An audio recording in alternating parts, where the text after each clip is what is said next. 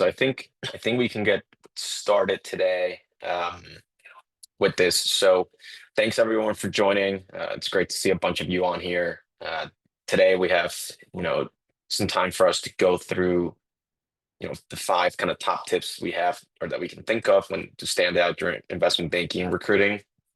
Uh, Before we jump in, just to give a little bit of kind of caveats, we have different audiences here. We have some undergrad students, some MBA, some people trying to do lateral transitions, and obviously some tips may be more applicable to others than some. So just keep that in mind. But I'll try to kind of cover some more generic things that apply to everyone. And again, the goal here is to stand out in what's typically a pretty intense and difficult and challenging recruiting process, but we're going to try to make it as easy as possible. So just to give you a little bit of today, we are going to, sorry, give me a second. We're going to go through, I'll go through who I am, a quick coach introduction. Then we'll go right into the five tips. Hopefully this is interactive as possible. Ask questions throughout. If you have a specific question about something I mentioned, please let me know. I'm happy to answer it. And then at the end, we'll leave some time for Q&A, which can be really related to anything. And that's kind of really it. So I'll start with a little bit about me. My name's Alejandro. I'm a coach here at Leland. And as far as my background and I guess what makes me qualified to teach this, I got my MBA from NYU. I then spent some time at Goldman. I was in the investment bank in the consumer retail group. During my time there, I helped co-lead recruiting for my group. I also helped co-lead the recruiting for NYU. And through that, I obviously did hundreds of coffee chats, and I got to meet hundreds of candidates. And I also participated in a lot of super days where I sat as the interviewer on the other side of the table. So I have, probably conducted over 100 interviews. It's quite a lot of them. So I've seen everything, and then I'm going to try to give you tips on what made things stand out for me. After that, I spent some time at a sports holding company called Fanatics doing private equity. And most recently, I joined Harbor Street Capital as a partner, which is a private equity fund. And that's my most current experience. As I said, I'm a coaching platform. There's a discount code at the bottom, 20% off your first session. If you like what you hear today, if you want to talk more with me, you can get a free intro session. And then if you do a book session, there's also a coupon you can use. Before I jump in, if people could just throw in the chat where you are dialing in from so that we know where people are from and then who everyone is here. Just type it into the chat.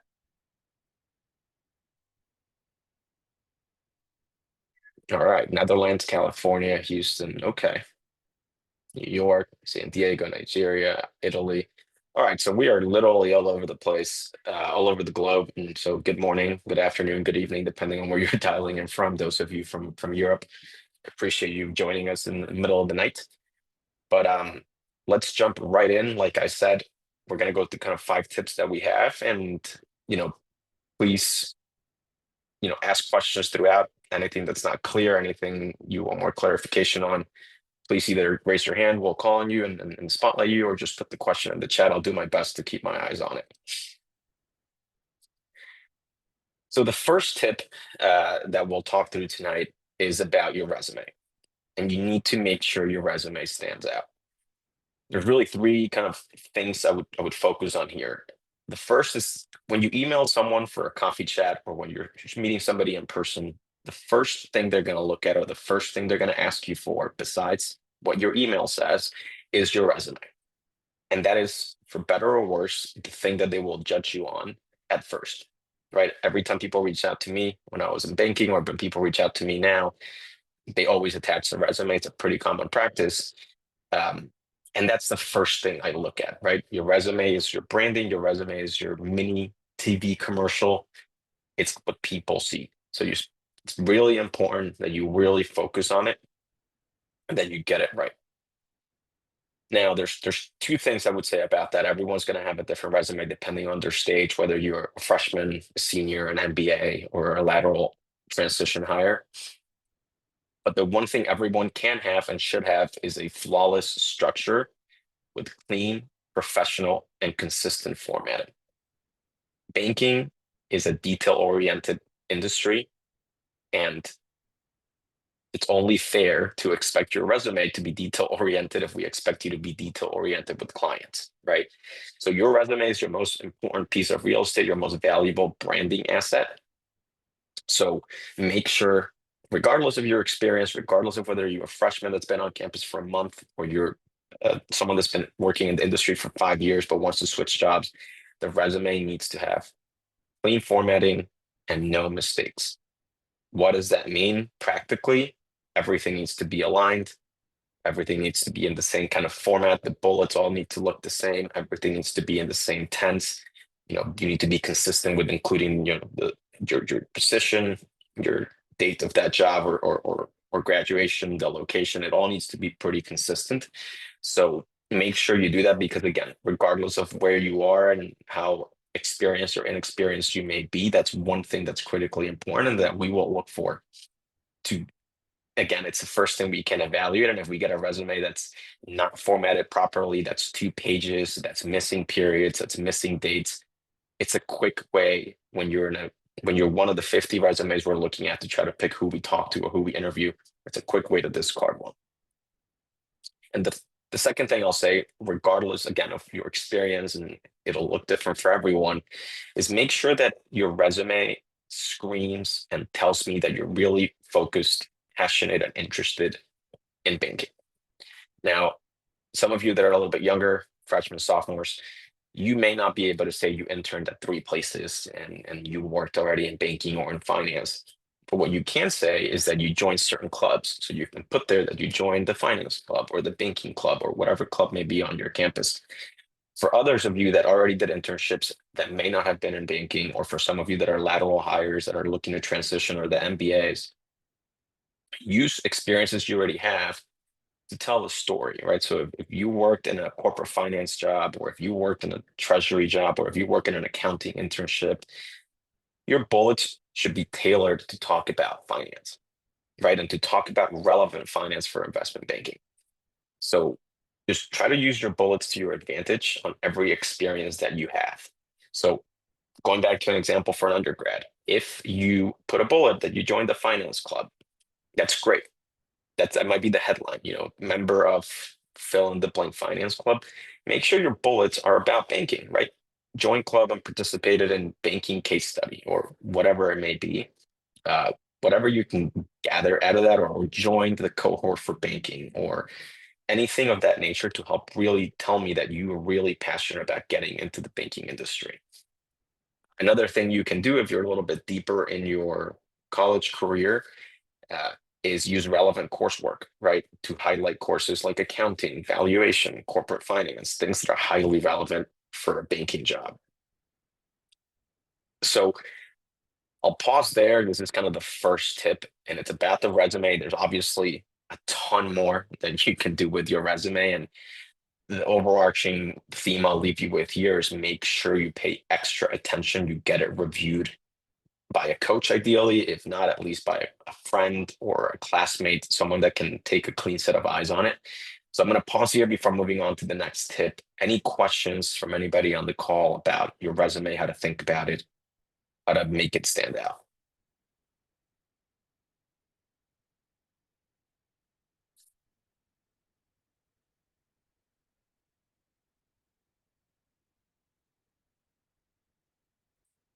All right, moving on. Okay, there we go. We got a question. Stick with that. Are there any courses outside of school that can be helpful? Great question. So outside of school, there's a lot of things you can do uh, to showcase your passion and interest in the banking industry. One really obvious one here with Leland, there is a investment banking boot camp starting, I think, in a week or two that you can put on there, right? Um, and anything like that, any Wall Street prep courses, any sort of courses you can do, and there's hundreds of them, so I don't want to guide you to any particular one, but if you just Google, investment banking prep courses or anything like that, you'll get a bunch. If you join any of those, absolutely throw it on there as either relevant coursework or relevant, experiences. And that's a way early in your career and your college career that you can really showcase that you're interested in, that you're serious about this. We got another question. Should always be one page. Yes. There's certain examples, 1% of cases where maybe not. If you're like an Olympic athlete and you must highlight that, then maybe it's warranting a second page. But if a professional with 25 years of work experience can get all their information and experiences in in one page, I trust that all of you can as well. Sam, great question. I'm going to try to be a bit broad in answering the question. The question was, how do you make your resume baking focus if you're lateraling from a finance role somewhere else? Um, I think what you need to do there is kind of ignore the healthcare portion and focus your bullets on the type of work that you did that's more relevant for banking, right? So regardless of whether you work at a tech company, a health company, a consumer goods company, if you work in the finance department, you're going to do a number of different projects. And what I would encourage you to do is think through what are those projects or experiences you've done that are most relevant for banking, right? So if you ever looked at investments, if you did any M&A, if you did any treasury work, any of the functional work you did that's most relevant for banking are the bullets I would highlight, right? So I think that's the way that you can take any resume and any experience and ultimately tweak it and make it a little bit more banking.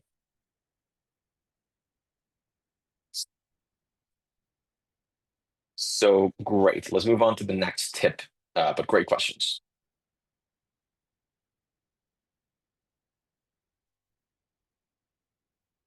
Well, sorry, I don't understand this question. We'll get back to it in a second. But for this for tip number two, uh, be overly thoughtful in your emails and the way that you outreach to people, right? I get it. Part of the banking recruiting process is going through these coffee chats and reaching out to bankers and sending cold emails. And that's a lot of the people, that's a lot of the times your best avenue to get in touch with bankers. Of course, if you're at a school that is great that you have recruiters come to campus, you get to meet the bankers in person. Either way, when you think of these emails, because you're going to have to send them, you're going to have to do coffee chats, you're going to have to engage with the bankers, make sure that your emails are personalized. When I was working at Goldman in the consumer group, I probably got 25 emails a week from students that wanted to chat with me. As you can imagine, as a banker, um, you cannot do 25 coffee chats a week because that would just be your entire week and then you would not be able to get any work done. So the emails I responded to were the ones that were personalized that the student or candidate, you know, personalized for me and why our conversation was relevant. I'll give you an example. I went to the University of Florida for undergrad. When anybody reached out to me and was like, hey, I am a fellow UF alumni, University of Florida alumni, I'd love to understand your journey from UF to how you got into banking. Those type of emails that showed me that number one, you did your research, and number two, you tried to connect with me were the ones that would respond to and the people I would connect with. So take the time to try to personalize your emails and find something that you can relate to the person you're emailing. The second tip here is that you must stay organized. Statistically speaking, for every 50 emails that you send, you'll get 10 replies, which means you're going to be sending a lot of emails. You're going to be reaching out to a lot of bankers. And oftentimes, people are not going to reply to the first email. So you need to stay organized. What does that mean? Create a little Excel sheet or a Google sheet, whatever you find most helpful to you, and keep track of who you're reaching out to, when you're reaching out to them, when you sent the email, and when you want to follow up. Right? So you can't just do this all in your head and randomly say, oh, I'm going to send an email today. Stay organized, build a schedule. Here are the 50 people I want to email. I'm going to email these 10 next week, these 10 the following week, these 10 the following week. I'm going to follow up on a certain timeline. So make sure you stay organized. And piggybacking on that, make sure to follow up with people and be mindful of people's times.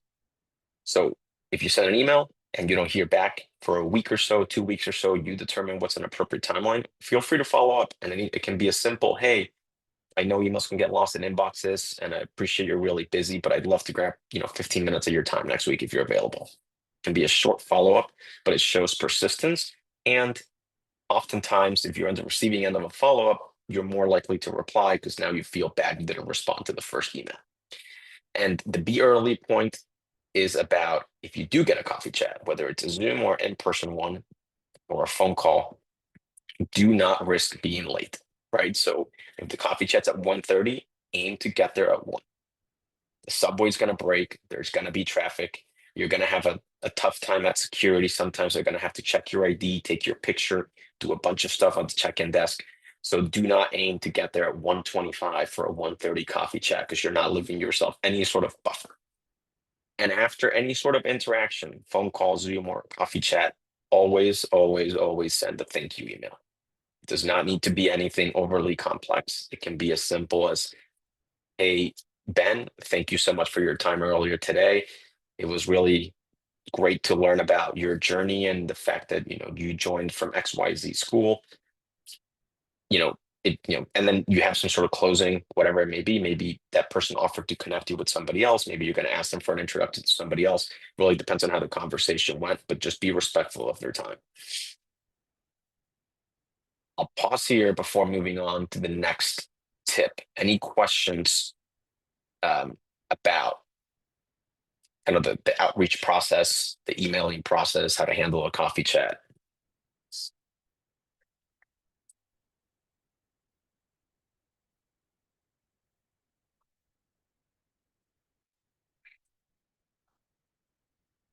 Great. We got a question about for some of you. Great. Great. We got a question from the prior one for some of you that are still younger and you're kind of freshman, sophomore year of college, including your high school GPA could make sense if it's good. If you have a really good GPA and or a good SAT or ACT score, definitely throw it on there. Make sure it's out of 4, out of 4.0. It doesn't help when people, you know, when they can't contextualize a GPA. If you put you have a 5.2 weighted GPA, it doesn't help us contextualize that. I know colleges can contextualize it. We cannot. So try to put your GPA out of 4. Obviously, SAT is SAT. And what grade should you start? Let me just go through these questions in order. Um, how long between follow-ups? Sam, good question. I don't think there's a scientific rule. I would say anywhere between, anything between, 4 days and 10 days. So about a week. I would try to just space them out and say, look, I'm going to send the first email on Tuesday, and then if they don't answer by next Tuesday, I'll email them again. That gives them enough time if they're on vacation, if they're really busy, you're giving them enough time. Maybe you lean a little bit further, maybe 10 days, just to give them more time. But I don't think there's a hard, fast rule. I wouldn't do anything like the next day, but I think anything between 7 and 10 days is probably appropriate. As far as when to start networking, I mean, the reasonably earlier, the better. Of course, you don't want to network for the sake of networking. You absolutely do not want to do a coffee chat just for the sake of saying, in your head, I did a coffee chat, which leads us to the next question. Should you come prepared with prepared questions to the coffee chats? Absolutely. You are going to drive the coffee chat most of the time. So when you ask me for time and you ask me for a coffee chat, and then I tell you, sure, let's talk tomorrow at 2 p.m., I'm going to show up and I'm going to expect you to drive a lot of the coffee chat. Some bankers won't do that, but you have to come prepared with very thoughtful questions. Obviously, part of the coffee chat is going to be you introducing yourself, me introducing myself. But beyond that, it's going to be kind of a back and forth where more than anything, you're asking me questions because you're the one that asked me for time, right? So imagine if I call you and I'm like, hey, can we talk tomorrow on the phone? And you say yes. And then I get on the phone and I'm like, what do you want to talk about? You would be confused because you asked me for for the time, right? So um, definitely prepare questions. We can talk about what those are, about what some of those questions are if we want at the end. I don't want to get into that just right now, but yes, definitely have questions. Pointers for subject lines, Elliot. I think that's a great question. Subject lines you can definitely use. I would definitely use the subject line. If you have anything relatable to that banker, use the subject line for that. So for example, if you went to the same school, let's say you both went to the University of Michigan, put, Michigan student interested in coffee chat or whatever it is, but use that first, that subject line for anything that you can that's relatable. If you know the bankers from New Jersey and you're from New Jersey, you can put, New Jersey native looking for coffee chat or something, anything that'll catch the attention. You want to avoid an overly generic student interested in coffee chat subject line because they get a lot of those.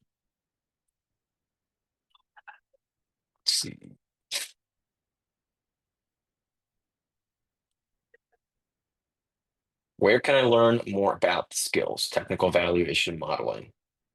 Um, so I think there's no one size fits all approach. I think these boot camps that are offered online are super helpful. Leland has one. There's like a Breaking into Wall Street one. There's a bunch of them. I don't think any of them are better than another.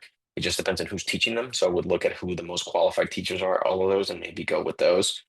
Uh, I'll do a second shameless plug for the one we're doing here, but I'll be teaching part of the one we do here in 2 weeks. Um, but besides that, honestly, I think there's two avenues you have. If you're in school, take the classes, take corporate finance, take valuation, take micro, take accounting, take all those kind of relevant finance classes. If you're not in school, there's so many good courses and YouTube videos and so much free content about how to think about all of this. So it's kind of like a self-taught thing where you're just online on YouTube, all these websites have a lot of good content on how to prepare. And the other thing you can look for is for the technical interview in particular, there's all these question guides, right? The 400 questions guide that's kind of infamous, and you can use Google for it. The 400 typical banking questions. You can study that. It has answers. You can walk through it.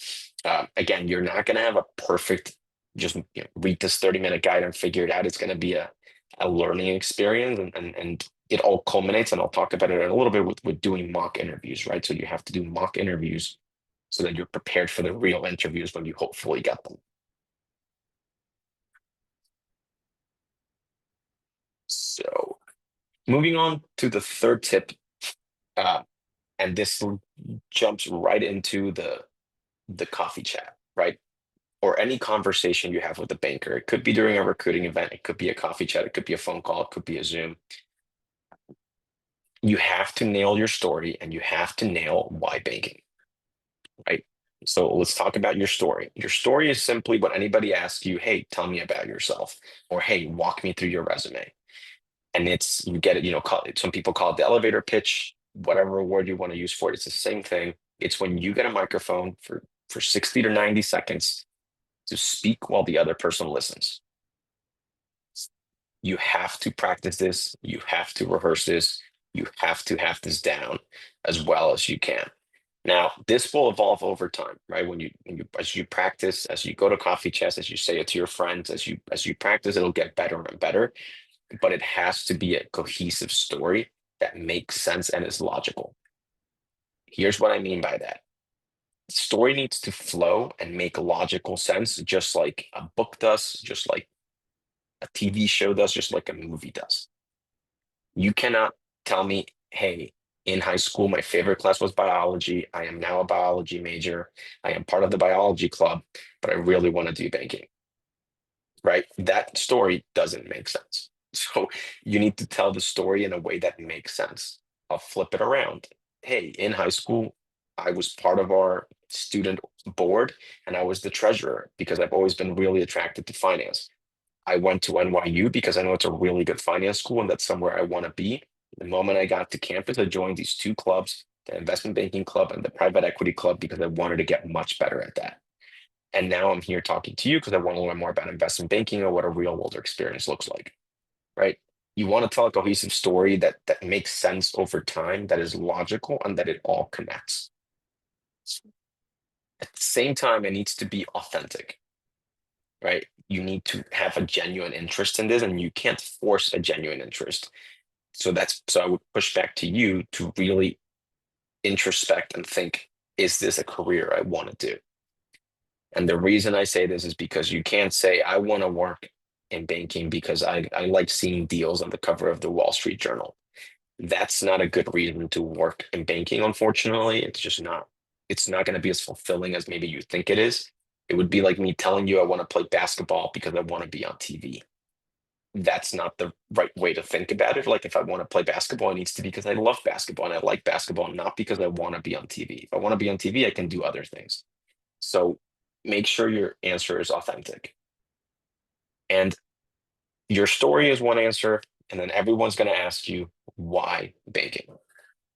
Your why banking answer, I'll give you two tips on it, and then I can answer questions about it. But number one, make sure, similar to everything I've told you, it needs to make sense, right? And the answer needs to be somewhat unique. You cannot tell me you want to work in banking because you love finance. Because if you tell me that, I would say, look, sales and trading is finance, wealth management is finance, corporate finance is finance, accounting is finance. So why investment banking? So your answer needs to be, it just needs to have a multiple parts that when I hear it, I come away and my takeaway from listening to you is, wow, this person really wants to work in banking and it is the only career for them. Second tip I'll give you is make it a structured answer so that it's easy to follow. What does that mean? I always recommend my students to frame the answer in a numerical and organized fashion. So, for example, if somebody were to ask me why banking, I could tell you there's three reasons why I really want to do banking. Number one, number two, and number three. Why am I suggesting this? On one hand, it makes you come off a lot more polished. It's a lot cleaner to speak to me that way than to ramble on for a paragraph about why you want to do banking. So it'll just naturally make your answer sound better, even if it's not better. If two answers are identical, but one of them you break into three clean bullets and one you do not, the one that you break into bullets is going to sound better. And the second reason why I recommend that is because it'll help you have three distinct thoughts, three distinct reasons. Any one of them on their own may not be sufficient to sound unique. Like one of them could be you love finance. That's okay. As long as the other two lead me to believe you love finance and within finance, banking is really what you want to do. So again, you could say there's three reasons why. One, I'm really passionate about finance. I've grown up around businesses my whole life. My uncle owned a business and I work with him in there. Since I got to campus, I'm a finance major. I'm part of the investment banking club, and I love numbers and I love finance. Number two, I want to help companies solve their biggest problems, and I want to work on problems that are most important to leadership. M&A, IPOs, the two main things that bankers help with, are typically the biggest priority items for a company when they're going through them. And I want to be part of helping that. And number three, I want to work in a client-oriented industry or whatever. Come up with a third bullet. But the point is, I would say structure it well and have three reasons that when you put them all together, I walk away thinking, wow, you know, Javier, you really want to work in banking and it makes sense why. The last point is kind of ties everything together. But if you have experience to bring, as I made an example, you joined a club on campus, you were part of a case simulation. Maybe you work in corporate finance today, and that's led you to get really interested about the M&A side of things. Any of those things that you can use to link your journey and to, convince me that it's really what you want to do is super helpful. So I'll pause here on the nail your story portion. Any questions about how to tell your story or how to answer the why banking question?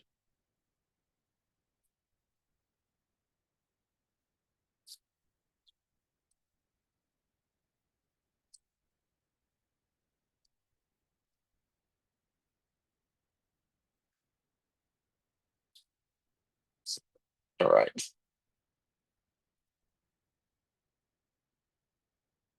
In that case, we'll move on to the next tip.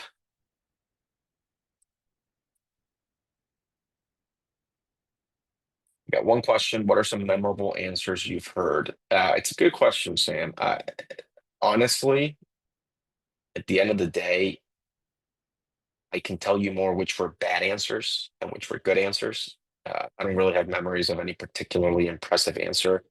I have memories of bad answers. I'll give you one example.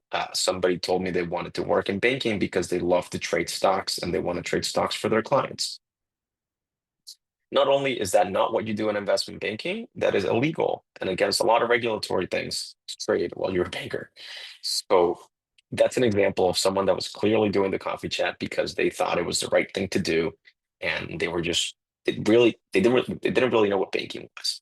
So I would say for good answers, it's kind of what I talked about. It's things that were logical. The story made sense, and I walked away thinking, "Wow, this person really is interested." The best answers were really clear to follow, very well structured, very well communicated. So I think those are really the biggest things. I don't have any one answer from the past.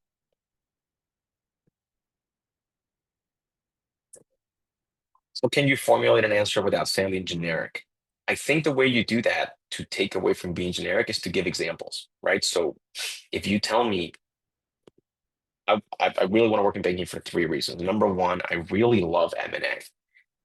Get, for example, what during my time here or during this case study or during this case simulation, I had a chance to model a an M&A model, and I just love doing it. I love reading about it. So I'll give you an example, Sam, of how I would talk about it sometimes. Uh, I worked at Deloitte before business school, and I got to work on the deal between Kraft and Heinz, and I did post-merger integration work, which is it's basically what happens after a deal gets done, right? Once a deal gets done, the two companies have to actually merge. I worked on that. So I always use that experience to make it unique.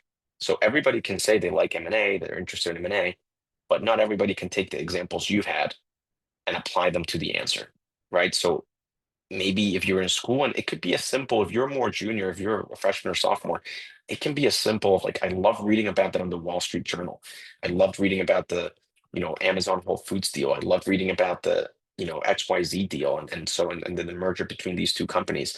So I think that is kind of like the way you make it unique is you supplement the generic statement with something that's specific to you. Yes, this will be posted afterwards, I believe. So let's move on to tip number four. And this one is one that really kind of applies to everything. Hopefully, by now, the theme that you've gathered from what we've been talking about is the importance of preparation and really putting in the time. The first tip was about your resume and having a really good resume. The second tip was about your story and kind of how to perfect that. So, with all of these, it's about preparing, right? And what that means is practice your answers and rehearse your answers with your friends. One thing you always need to be able to answer is why this bank, right? So we talked about the coffee chat. Everyone's going to always ask you, tell me about yourself. You'll answer that question. Um, you'll answer the tell me about yourself. You'll give your story. Great. The next question you're going to get asked is why do you want to work in banking? We just talked about that one. And the next question you're going to get asked almost always is why this bank, right? You convinced me that your story was good. You convinced me that you wanted to work in banking. Why at this bank? And similar to the why banking answer, this answer needs to be unique and needs to be well thought out. You can't just walk in there and be like, I want to work at a global bank that has really good training. When people would tell me that in my head, I would think, well, you can work at Morgan Stanley, you can work at JP Morgan, you can work at Evercore, you can work at Citibank, you can work at Bank of America. I can name you 25 banks that are global banks that have good training. So this answer, why this bank, fill in the blank, it could be any bank. I also tell people have a structured answer that is unique to that bank. So again, there's three reasons why I want to work at Morgan Stanley. Number one, number two, and number three. The way to make these answers unique is you have two options. One is by talking to bankers. So if there's a way to do coffee chats, through them you'll learn what makes their experience unique. What about the analyst program is really unique? What have they liked about the company? The second way you can do it is simply reading the website, reading their investor presentations. Oftentimes, the CEOs will talk about what makes the bank unique, what they're striving to do. They'll talk about we have this goal by 2030 to be, you know, net zero emissions or something about that they're trying to push for. You can bring that into the conversation, but just make sure you're prepared and you come up with a good answer. Similarly, we talked a little bit about it before, but you must prepare and know who you're talking to in any coffee chat or any interview. You've got to at least look them up on LinkedIn so that you can hopefully relate. It is awesome when you can start a coffee chat with something like, "Oh, great, you went to the same undergrad I did," or "You are from the same hometown I am from," or "We are mutually connected to so and so." So just make sure that you do your homework and you're prepared knowing about the banker as well. And this all culminates with doing mock coffee chats and mock interviews. The same exact way that whenever you take an exam in college or in high school, or whenever you walk into a meeting now at your job, You practice before. You never just show up to the exam and hope for the best. You take a practice exam. The same thing applies here. So do mock coffee chats, do mock interviews. You have two options for those. One option is you do it with your classmates. Literally find the person next to you, go to your club on campus that people do for banking, and literally just mock each other. So you pretend to be the banker, I'll pretend to be the candidate, and then flip it. And let's pretend like we're doing this because that way you can rehearse your answers out loud and you can have someone give you feedback, right? And the second way you can do it is by using, a coach at Leland or finding a professional that will do it for you, particularly for mock interviews. If you get an interview, you must mock interview. I'll give you an example. When we were in business school,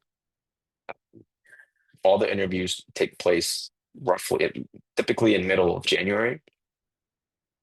All of my classmates and I went to campus a week early before we had class. We were on winter break, and we just met every single day for a week, Monday through Friday, in a lounge on campus, and we mocked each other all day. Literally spent like 6 hours a day doing mock interviews, rehearsing answers, preparing technicals, getting ready for those interviews. So you've got to do mock interviews, either mock with your friends, mock with ChatGPT if you must, or ideally mock with a coach who's done this before and can give you more practical tips. But if you want a kind of free mechanism to prepare for these things, do the mock interviews with your own friends and classmates.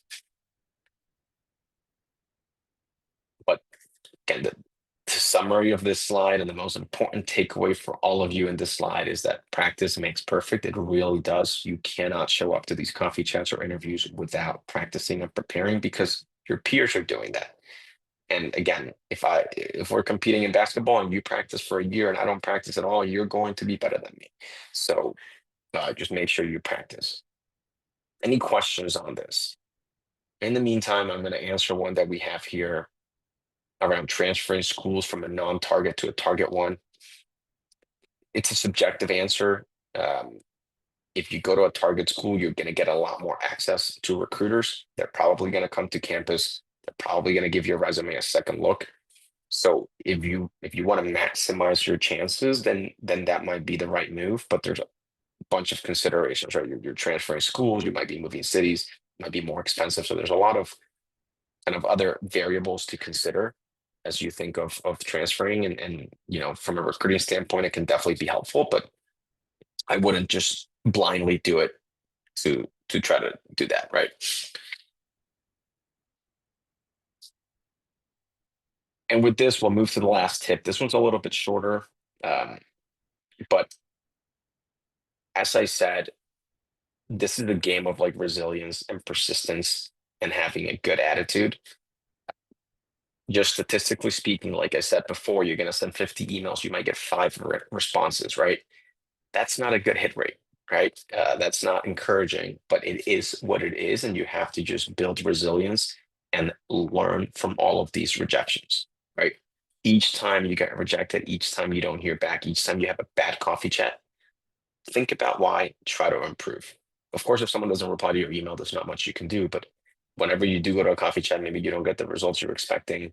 Um, you know, for sure, use it to learn and get better. Stay positive and be persistent. Being positive throughout the process is going to immensely help you. And being persistent, and what I mean by persistent, I mean keep applying, keep following up, keep reaching out to new bankers all the time.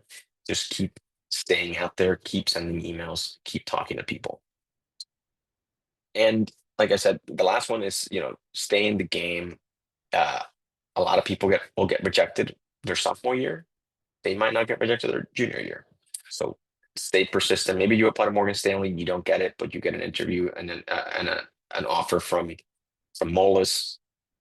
You never know what's going to happen next summer. So if you really want to work somewhere, you really want to try, apply again, keep networking. It doesn't matter that they've rejected you once. They're not going to remember. Apply again, put your best foot forward again, and see if you can make it work.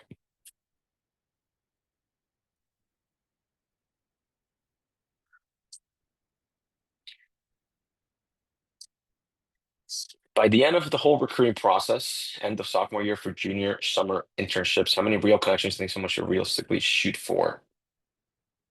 I don't. I hate to put a number on. I don't want to put a number on it because I don't think this is a game of if you do 13 or 15 or 16, um, that's what you need to do. I think um, you need to try to just build as many connections as you can. I would aim to have at least three connections with each bank. I know that's not always realistic, but I think if you have three, you're in really good shape. Uh, at the end of the day, they're looking at your resumes regardless. So the connections matter. But at the end of the day, it's about having a good resume, a good cover letter if they take one, and submitting a really good application. Of course, having connections help, but I don't think that that's the number one thing that's going to differentiate you. Uh, Sam, you have let me, before we wrap up, I just want to kind of uh, close this out. But again, like I'm a coach here at Leland. I'm happy to work with any of you. Like we do free intro calls, or if you want to book an actual session, I'm happy to and do one of those. But going back to some of the questions, how do you remain in contact after the coffee chat, Regina? I think you know the most obvious is a um, you know working out with them at the end of the coffee chat. You tell them, hey, is it okay if I reach back out in a couple of months as I work through my recruiting process and I keep you updated, right? You kind of make it like almost a relationship thing where you're like, look, thank you so much for the time today. Is it cool if I just keep you updated on how my process is going? 99 out of 100 times they're going to say sure. And then later on, when you have any sort of milestone like applications opened, or you submitted your application, or you go to another coffee chat with another banker at that bank, that's like a trigger point to be like, hey, Jeff, just wanted to keep you updated. I saw applications open today and I submitted my application. Really looking forward to hearing back. Right. So that's an easy way to do it. But you're gonna have to find kind of natural ways to do that. And Sam, your question about my transition, and I should have covered this during the intro, but I studied engineering in undergrad. I started my career in consulting. I got that in through, I did a diversity program that I was very fortunate to be part of and got the consulting gig. Then I went to NYU and I got my MBA there, and that's when I transitioned into banking. So my transition was through business school, not through a lateral hiring process, but I did transition out of banking into private equity through a less traditional method, if that makes sense. Um, but this kind of brings us to the end. I'm happy to take any other questions. If anybody wants to stay on and ask questions, I'm happy to stick around for another 5, 10 minutes. But yeah, this is kind of the end of the session for today. Hopefully it was helpful. Uh, Link to my profiles in the chat. The QR code also works. But again, if there's any final questions, happy to tackle them. And if not, I'll hang out here for a couple of minutes as people trickle out. But thank you, everyone.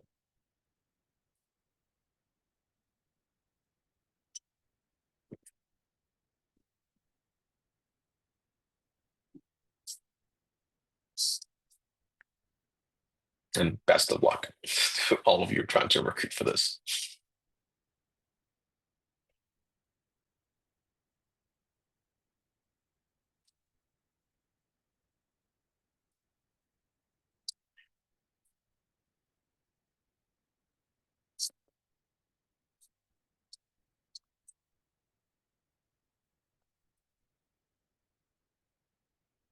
You're welcome, everyone.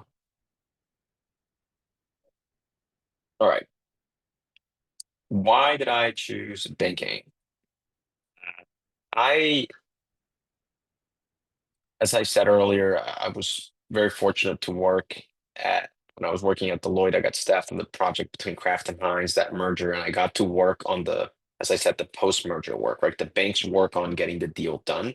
Once the deal is signed and the paperwork is done, the consultants come in and they do the integration, right? You have two headquarters, you have two marketing departments, you have two CFOs, and you've got to merge the two. So that's what the consultants do.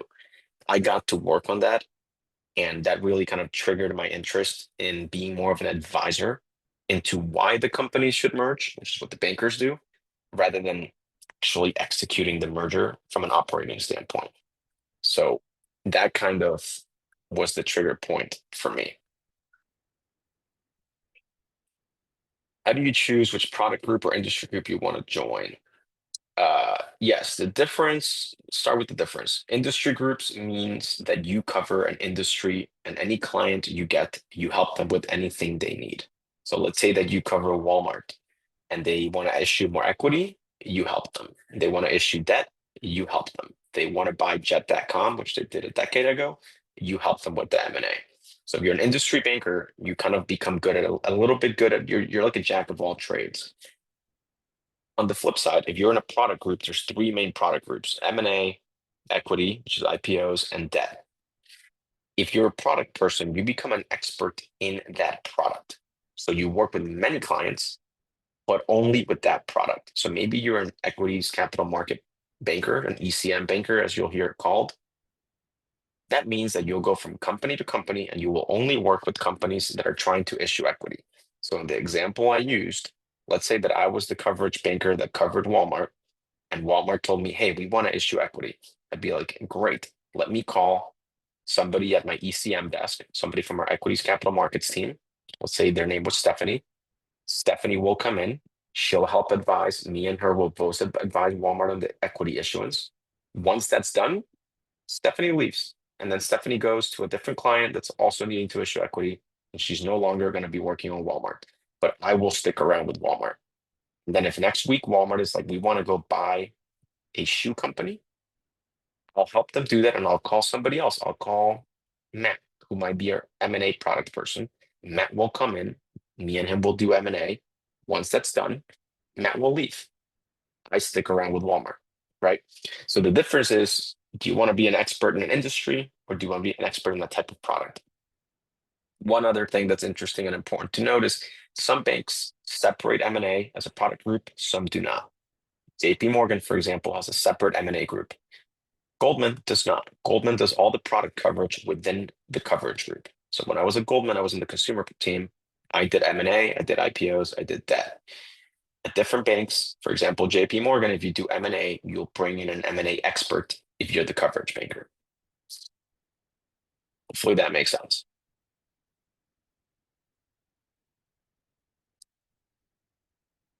Would a PhD make you overqualified? Uh, I don't think so.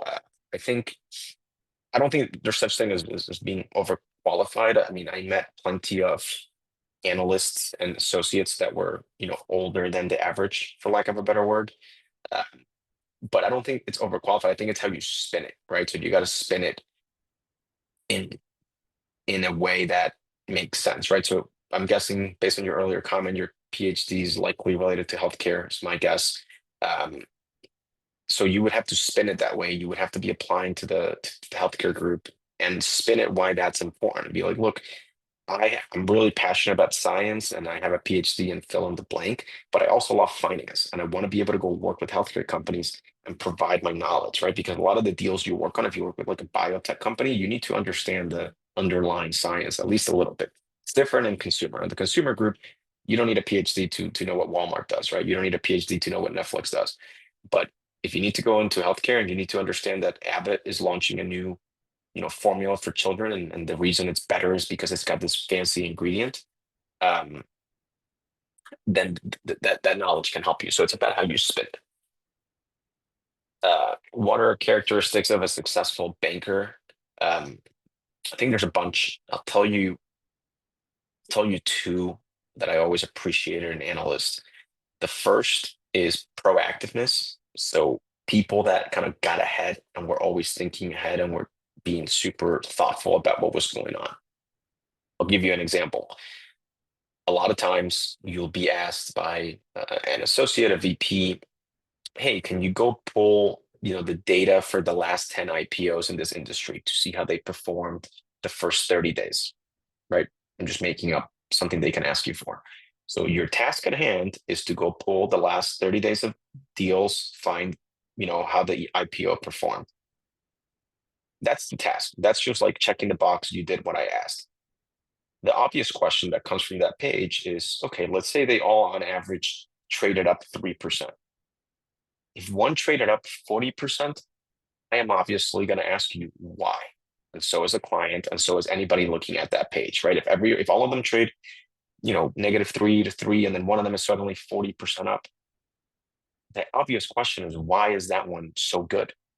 And how do we replicate that? So a good analyst, a successful analyst, would get ahead of that. They would look at the page and they would say, hey, I'm curious, why did this one trade so well? Let me get ahead of that. So I think that's number one. Number two, I would say it's a attitude and communication quality. And you will all say that you have good attitudes and good communication. And I'm sure everybody thinks that, but communicating is really interesting and important in in in banking. You have to keep your associates updated, and you have to be very clear with why certain things are happening. So I'd much rather you tell me, hey, I know we have to deliver this by 8 o'clock today. It's going to be really tough. I have these three other things on my plate. Help me get there, right? And at the same time, attitude. Having a good attitude, taking on work, being nice to work with is really important. And again, I know you're all sitting here on a Zoom and you're like, of course I have a good attitude. I have fun. I'm a happy person. I'm a positive person. This is not when the good attitude is important. The good attitude is important when it's 3:30 in the morning and you've worked on a deck for 6 days. And when you send it to me, I'm like, hey, there's a mistake on slide 12. Please fix it. That's when a good attitude is necessary, right? Because you're tired, you're stressed, you want to go to sleep. That's when you need to be like, good catch. Thank you for flagging the mistake. Let me go fix it and get it back to you. So I think those are the kind of two big traits that I think make a really good analyst. Why is the common path IB then PE, and how are these two sectors similar and different? The reason this is the common path is because the banking world trains you to do transactions. It trains you to be analytical. It trains you to be really, really good at Excel, PowerPoint, and at getting the job done. And it trains you to work hard. Those are all skills that you need for private equity. And the reality is they just use the investment banks as like a training ground. So think of, um, you know, the banking as like a development league or a training center for private equity. And the reason why it works that way is because the PE firms don't want to go hire 500 people and train them all and start them from scratch. They would rather, because they're smaller, there's fewer PE firms, they hire less people. They have the luxury of saying, I don't need to hire 500 people. I only need to hire 30, right? If you look at Goldman's class analysts, it's like 400 people. If you look at like KKR, it's probably like 75. So if I'm KKR, why would I go to campus and try to hire 500 people and train them all when I can just wait for Goldman or Evercore to train them?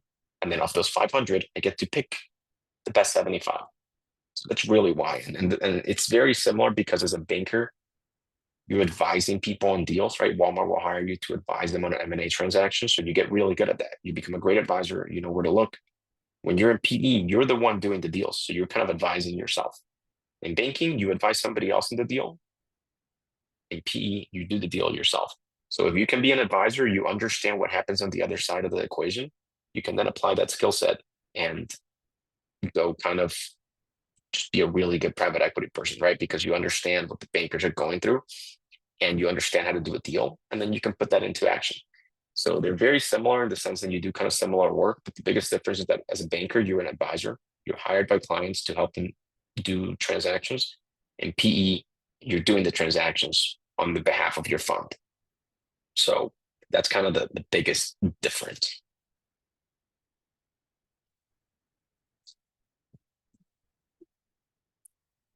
Any other questions from the last 7 folks on here, excluding me?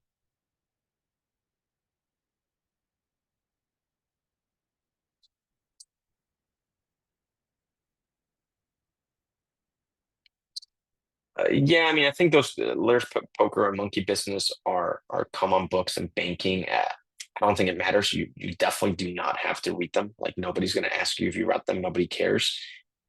Monkey Business is a great book, very entertaining. So I would recommend it purely because it's an entertaining book. I would not recommend it at all if you're just going to read it because you think you should. Do not read it for that reason. If you want a good book to read that's super funny and interesting, then you should. But I don't think just to be clear, you do not need to read these. No one's ever going to ask you, have you read these? No one's ever going to give you credit and be like, wow, this person read that book, let's hire them, right? So I wouldn't put too much emphasis on that.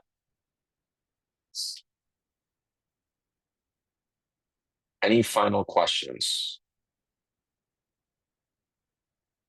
Thank you for joining.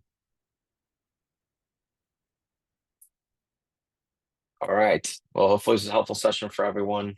Everybody have a good night, morning, or afternoon, wherever you may be in the world.